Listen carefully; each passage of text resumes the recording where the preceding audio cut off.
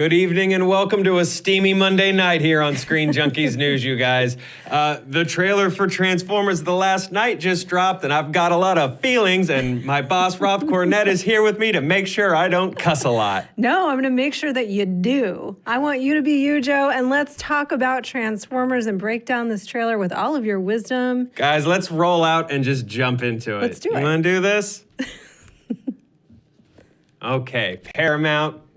They're doing another one. So let's stop at this sword. One of the things that, you're going to have expertise, but one of the things that we know is that the Knights Templar and Merlin are a part of this film. We're going to get into a little fan theory that somebody has about how that's all going to play out. But you talk about what this sword might be into the Transformers universe. Look, if you told slightly younger / this morning me that somehow Paramount was going to combine Transformers with fun conspiracy theories about Excalibur, I would have been like, what a great movie. Yet somehow I have a feeling they're going to botch this landing. So what I'm assuming they're going to do with Excalibur, because we've already seen there's a lot of time travel elements in this movie.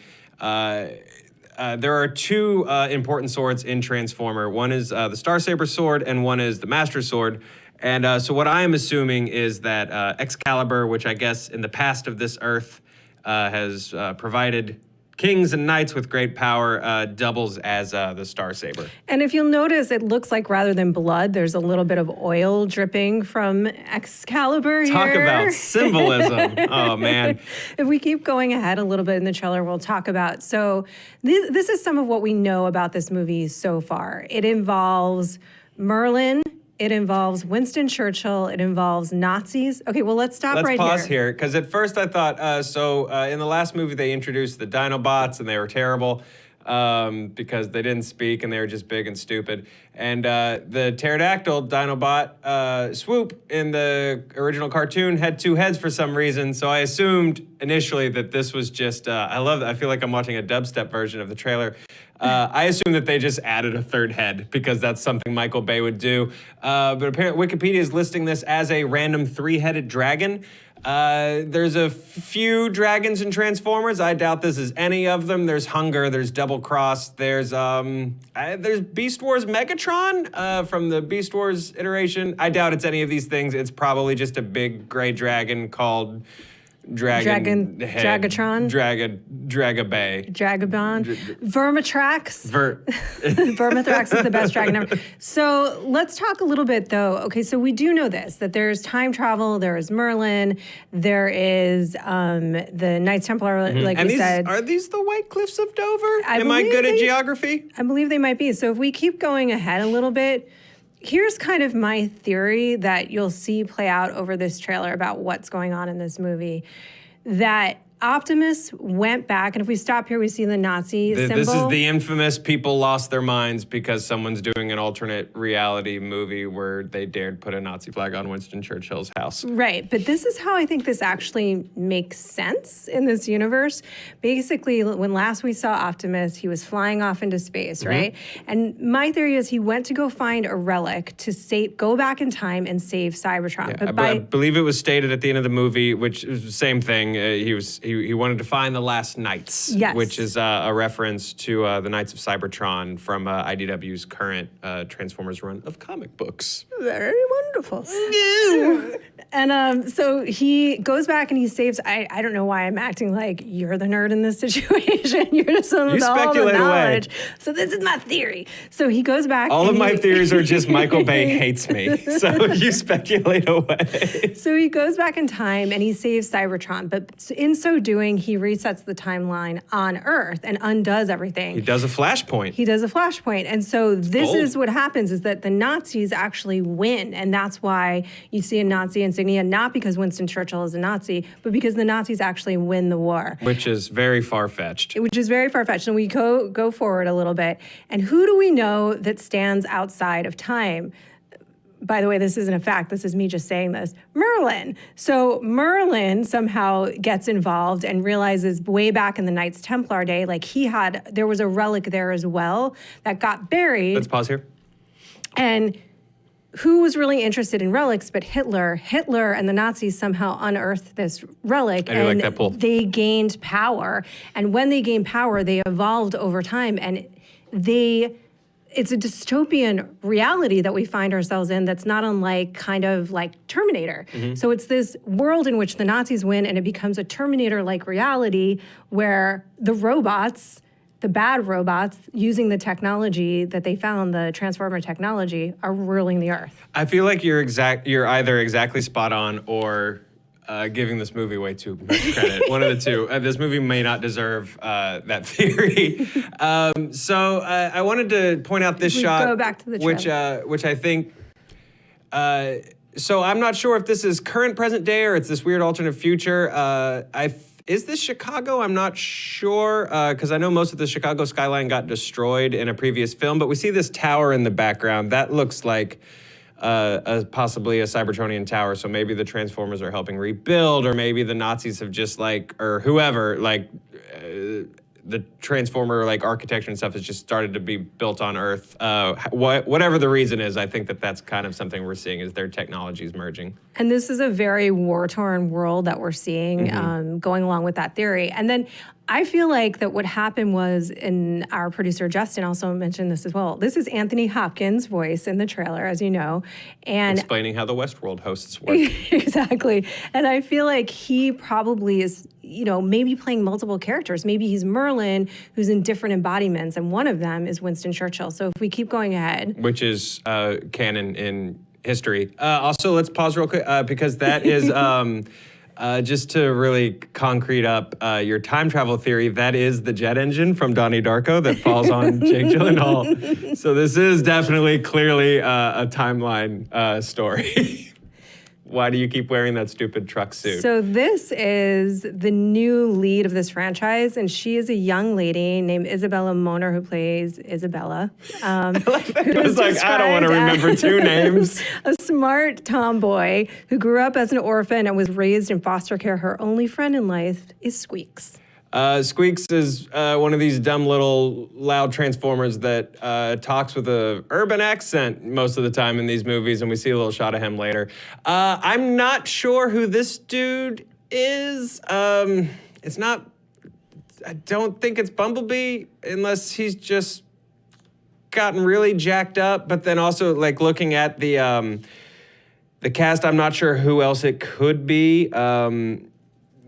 It might be Hot Rod, who in this movie is not voiced by Judd Nelson and is just a weird French guy who's best friends with Bumblebee. So that also just might mean he's also yellow. We'll see. Everyone hates me. Let's move forward.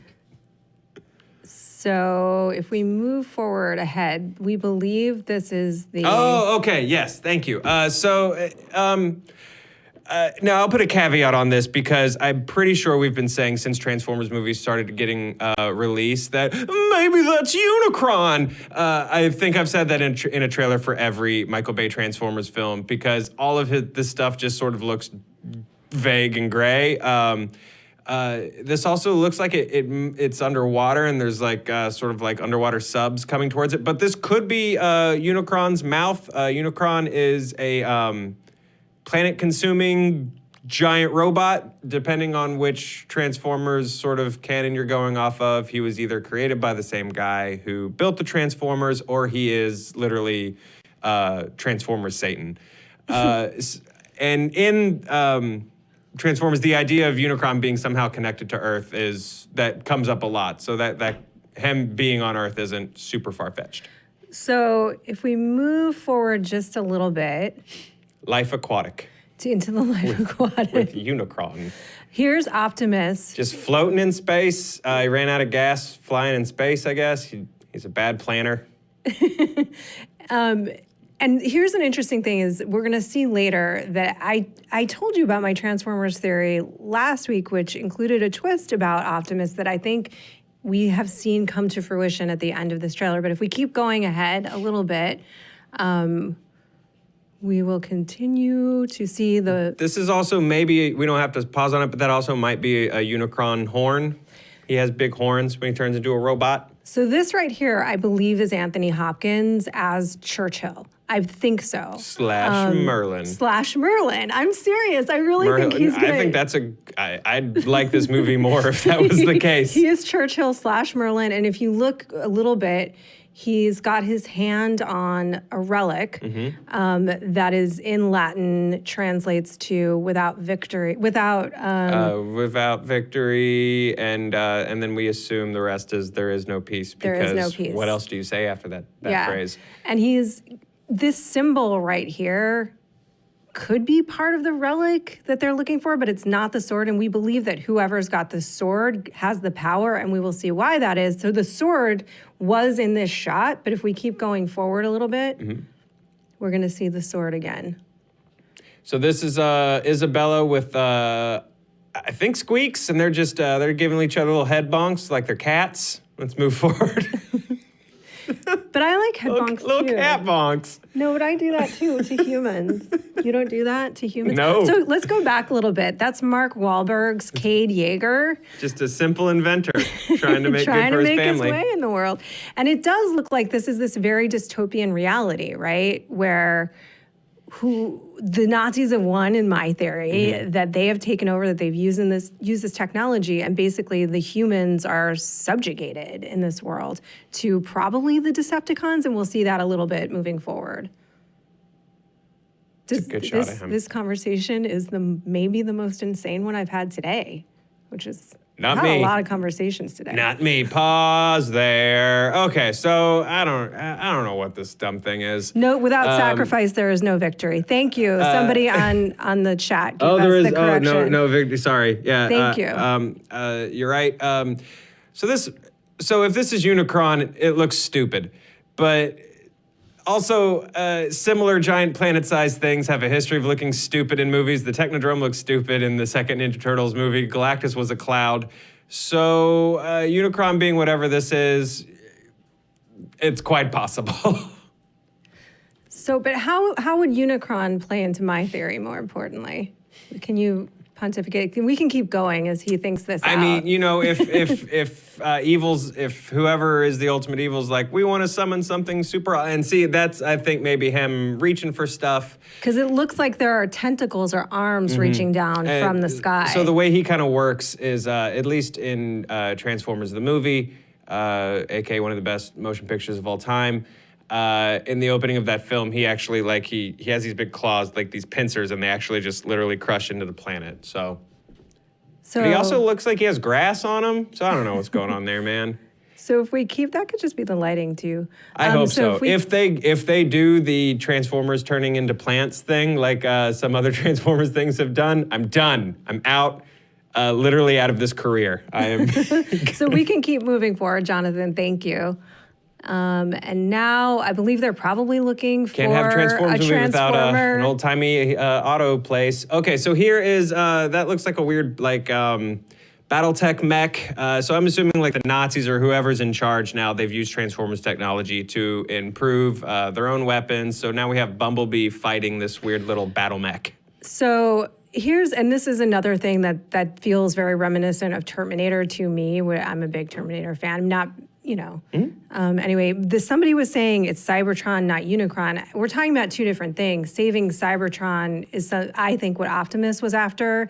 And then Joe is saying that Unicron is maybe the villain in this piece, along with the anti-hero that we're about to see. Now, if that was Cybertron, If that was Cybertron being pulled towards the moon, that's also been a Transformers story. So you're right in the comments. There's at least canon explanation for a random planet being drifted towards Earth. So maybe they're, Roland Emmerich has that movie Moonfall coming out about what happens when the moon falls on the Earth. So maybe we're going to do that with Cybertron too. Well, and thank you for bringing that up actually in the comments, because that leads me to another thing, which is that the voiceover this says, it's two worlds at war, only one can survive.